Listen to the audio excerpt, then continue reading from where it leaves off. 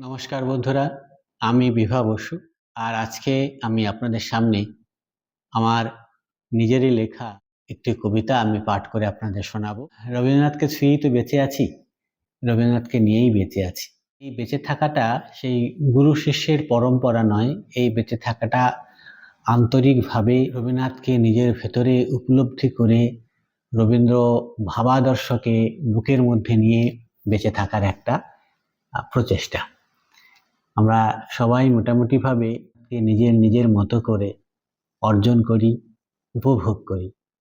আমি তেমনিভাবে রবীন্দ্রনাথকে যেভাবে দেখেছিলাম, যে দৃষ্টিভঙ্গি থেকে দেখছি, তারই একটা কাব্যিক অনুভূতিমালা ছিল আমার রবীন্দ্রনাথ এই কাব্য পুস্তিকাটি। আমি তার 10 নম্বর কবিতাটি আপনাদের পাঠ করে শোনাচ্ছি।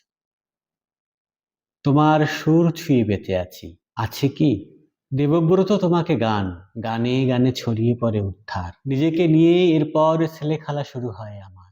ভেতরে ফটিক চাঁদ জেগে ওঠে, আমার ভেতরের রতনও জেগে ওঠে। অথবা তারাপদ, অথবা বিশু পাগলা, তাদের নিয়ে মায়া পরিযান হয়। মায়ার টান উপেক্ষা করি। হৃদয়ে যেসব পাখি পুষি আমি, হৃদয়ে যেসব পাখি কথা আছে তাদের বলি, রবিগান আছে না, তাই গাও, সুরেলা উদ্ধার হও।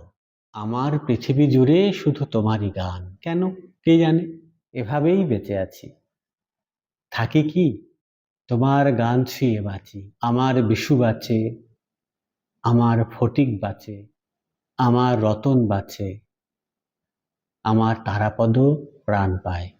পায় কি? থাকবেন বন্ধুরা। যদি আমার এই পাঠ আপনাদের ভালো লাগে তাহলে লাইক করবেন, শেয়ার করবেন আর মন্তব্য করবেন। ধন্যবাদ।